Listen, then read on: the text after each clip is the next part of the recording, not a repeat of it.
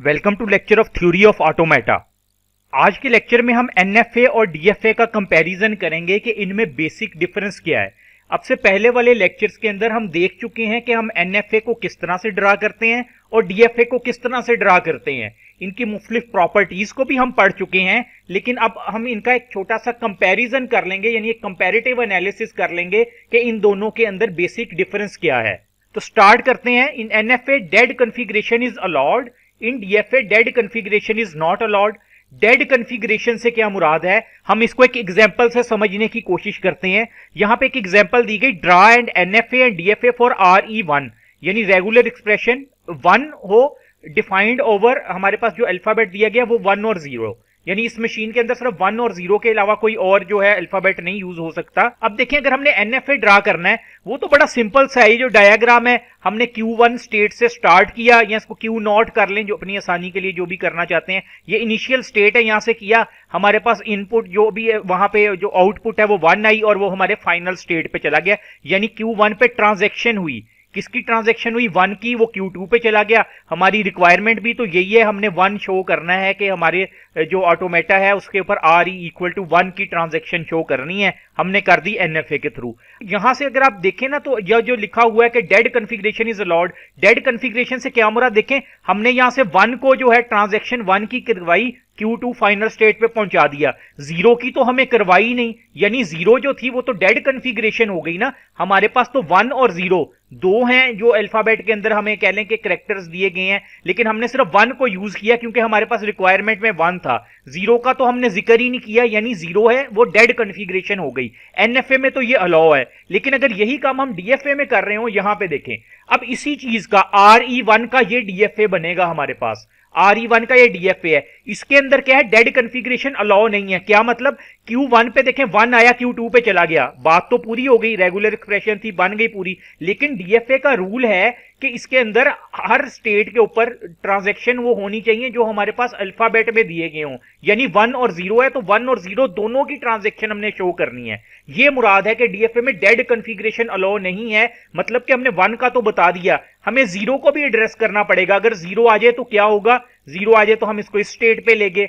फिर Q2 के ऊपर भी बताना पड़ेगा कि 1 आए तो क्या हो और 0 आए तो कहां पे जाए। इसी तरह Q3 पे वो जाता है तो Q3 पे फिर हमने 1 और 0 लिखा कि हर स्टेट के ऊपर हम 1 और 0 दोनों जो हमारे पास अल्फाबेट में कैरेक्टर्स हैं इनकी ट्रांजैक्शन शो करेंगे। इससे मुराद है कि डेड स्टेट अलाउ नहीं है डीएफए के अंदर, लेकिन एनएफए में डेड स्टेट अलाउ है। हमें नहीं बताना पड़ता कि अगर 0 आए तो क्या होगा मशीन में, तो ये एनएफए इसी तरह से एक्सेप्टेबल है। लेकिन जब हम डीएफए में जाते हैं तो हमें हर स्टेट पे बताना पड़ता है, 1 पे यहां जाएगा, 0 आए तो कहां जाएगा, तो ये बेसिकली डेड कॉन्फ़िगरेशन कहलाती है। उसके बाद जो सेकंड डिफरेंस है वो है NFA multiple transaction are allowed correspond to the input, while in DFA multiple transactions are not allowed correspond to the input। Multiple transaction से क्या मुराद है, इसको एक एग्जांपल से समझते हैं। देखिए हमारे पास RE है A plus B asterisk B, यानी ये क्लीन स्टार है।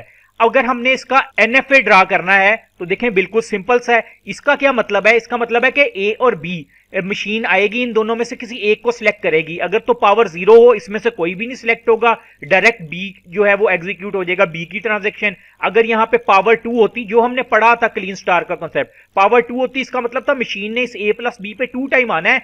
1 टाइम हो सकता है A को सिलेक्ट करे, सेकंड टाइम B को, या दोनों दफा A को सिलेक्ट करे, दोनों दफा B को सिलेक्ट करे, कुछ भी हो सकता है। इसको स्टेरिक को किस तरह रिप्रेजेंट करते हैं, लूप की फॉर्म में। हमने यहाँ पे A B लिख दिया, A B का लूप है स्टेरिक, यानी 0 टाइम भी हो सकता है, 1 टाइम भी, 2 टाइम भी। उसके बाद क्या होगा, B आएगा तो फाइनल स्टेट पे चला जाएगा, एनएफए बन गया। अब जो मल्टीपल ट्रांजैक्शन का वर्ड यूज किया गया ना, इसका मतलब है कि देखें Q0 के ऊपर हमारे पास जब A आ रहा था तो वो Q0 पे एक लूप बन रहा था, और Q0 पे जब B आ रहा था फिर भी एक लूप बन रहा था, और यहां से भी Q0 पे B आ रहा है तो वो Q1 पे भी जा रहा है। मल्टीपल ट्रांजैक्शन से मुराद ये है कि हमारे केस में देखें एनएफए में ये चीज अलाउ है कि मैं कहता हूं Q0 पे मेरे पास B आया तो कहां पे जाएगा, B आया तो देखें ये यहां पे Q0 पे ये लूप है, Q0 पे B आया तो वो Q1 पे भी जा रहा है। इसको कहते हैं मल्टीपल ट्रांजैक्शन, यानी Q0 से B की 2 ट्रांजैक्शन हो रही हैं। एक ट्रांजैक्शन उसको लूप में रख रही है जो Q0 पे ही लेके आ रही है, दूसरी ट्रांजैक्शन उसको Q1 पे लेके जा रही है। तो एनएफए में तो ये अलाउ है, लेकिन जब हम डीएफए की बात करते हैं, डीएफए में ये चीज अलाउ नहीं है। ये देखें, ये इसी की एक डीएफए की डायग्राम बनाई गई। अब देखें हमने क्या करना है, यहां पे हम इसको इस तरह से अगर बना देते कि आपके ज़हन में आ रहा होगा, हम ए बी ऐसे ही लिख देते तो फिर ये वाली कंडीशन तो पूरी हो जानी थी, ये जो कंडीशन थी हमने शो कर देनी थी। उसके बाद हमारे पास ये बी की भी तो ट्रांजैक्शन होनी थी, फिर हम बी की ट्रांजैक्शन करवाते तो यहां भी ए बी होना था, यहां भी बी। यह डीएफए मल्टीपल ट्रांजैक्शन को अलाउ नहीं करता। उससे मुराद ये कि अगर Q0 पे ए आ गया, एक दफा ही ए आएगा। अब ये नहीं हो सकता कि एक दफा ए आया वो इधर है, एक ए आगे भी जा रहा है, इस तरह से नहीं हो सकता, एक ही ट्रांजैक्शन होगी। तो इसलिए फिर हमें इस तरह का डायग्राम बनानी पड़ी। देखिए फॉर एग्जांपल मैं कहता हूं मेरे पास a प्लस बी, ऊपर जो पावर स्टेरिक में ये 3 है, अगर पावर 3 है तो इसका मतलब मशीन यहां पे 3 आएगी, 3 टाइम आएगी। हो सकता है 3 टाइम ए सिलेक्ट हो जाए, 3 टाइम बी सिलेक्ट हो जाए, 2 टाइम ए सिलेक्ट हो जाए या 1 टाइम बी सिलेक्ट हो जाए। जो हमारा क्लीन स्टार का कॉन्सेप्ट है वो यहां पे अप्लाई होगा। अब देखें, अगर तो मेरे पास ये है लूप, अगर मैं कहता हूं 1 टाइम ए है तो उसको ए को रीड करेगा, उसके बाद बी और वो फाइनल स्टेट पे आ जाएगा। अगर मैं कहता हूं मेरे पास फॉर एग्जांपल 3 टाइम, इधर पावर 3 थी, 3 टाइम बी है, फिर ये एक ये वाला बी है, फिर क्या होगा ये देखें, मशीन क्या बी को रीड करेगी, यहां पे आएगी और आगे लूप है, बी 2 टाइम भी हो सकता है, 3 टाइम, जितनी टाइम मर्जी हो जाए। तो हमें फिर आगे ये क्या करना पड़ा, देखिए इस क्यू नोट से हमने ए की ट्रांजेक्शन भी शो कर दी और बी की ट्रांजेक्शन भी शो कर दी। यहां पे क्या है, इस Q1 पे B की ट्रांजैक्शन शो हो रही है, A की नहीं थी। हमने A की ट्रांजैक्शन शो की, उसको किसी और स्टेट पे ले गए Q2 पे। अब Q2 पे भी हमने 2 ट्रांजैक्शन शो करनी थी A और B की, वो हमने इस तरह से लूप की फॉर्म में कर दी। आया कि ये डेड स्टेट होगी, मैं यहां D लिख देता हूं, ये डेड स्टेट हो जाएगी इसकी। लेकिन मकसद ये है जब हम डिफरेंशिएट कर रहे हैं मल्टीपल इनपुट से क्या मुराद है, मल्टीपल इनपुट से आपने ये चीज हमेशा याद रखनी है कि एनएफए के अंदर एक स्टेट से जो एक स्टेट से ट्रांजैक्शन 2 दफा भी हो सकती है, जिसना एक ही ट्रांजैक्शन क्यू नोट पे देखें ए ट्रांजैक्शन जब हुई तो वो वापस क्यू नोट पे आ गया, और जब बी की ट्रांजैक्शन हुई तो वो वापस बी ए नोट पे आ गया। लेकिन यहां से जब बी की ट्रांजैक्शन हुई तो वो Q1 के ऊपर चला गया। यानी एक सिंगल, उसके ऊपर आप कह लें कि हमारी सिंगल स्टेट पे सेम ट्रांजैक्शन हुई, मल्टीपल ट्रांजैक्शन हुई। मल्टीपल कैसे, क्यू नोट पे एक दफा बी की ट्रांजैक्शन इधर हुई और एक दफा क्यू नोट पे बी की ट्रांजैक्शन इधर हुई। लेकिन यहां पे ऐसा कुछ अलाउ नहीं है। यहां पे आप देखें मल्टीपल नहीं हो रही, एक दफा ए की ट्रांजैक्शन हुई और एक दफा बी की ट्रांजैक्शन हुई, और वो ट्रांजैक्शन लेके भी उसको और नोड पे जा रही थी। ए की ट्रांजैक्शन क्यू नोट पे लेके आ रही थी, बी की ट्रांजैक्शन Q1 पे लेके चली गई। तो इसको कहते हैं कि मल्टीपल ट्रांजैक्शन डीएफए के अंदर अलाउ नहीं है, लेकिन एनएफए में अलाउ है। उसके बाद नेक्स्ट डिफरेंस हमारे पास आ जाता है, empty transaction is allowed in NFA. NFA में एम्प्टी ट्रांजैक्शन अलाउ है, लेकिन डीएफए में एम्प्टी ट्रांजैक्शन अलाउ नहीं है। इसकी मैं यहां पे एग्जांपल नहीं दूंगा क्योंकि हम एक पूरा लेक्चर पढ़ चुके हैं एनएफए विद एम्प्टी स्ट्रिंग या एनएफए विद एम्प्टी स्टेट्स के। एम्प्टी स्टेट या एम्प्टी स्ट्रिंग आ जाए तो क्या होता है, आप उस लेक्चर को एक दफा सुनिएगा, वहां से आपको ये कॉन्सेप्ट क्लियर हो जाएगा कि एनएफए में एम्प्टी स्टेट अलाउ होती है। नेक्स्ट आ जाता है, NFA feature is not associated with real computers while DFA features is associated with digital computers. इससे क्या मुराद है, देखें ये जो हमारे पास दोनों एनएफए और डीएफए है ना, ये यूज तो होते हैं कि लैंग्वेज को चेक करते हैं कि लैंग्वेज रेगुलर है या नहीं है। लेकिन जो हमारे पास रियल लाइफ में कंप्यूटर है ना, उसके अंदर हम डीएफए यूज करते हैं, यानी उसमें एनएफए वाला कॉन्सेप्ट नहीं यूज होता।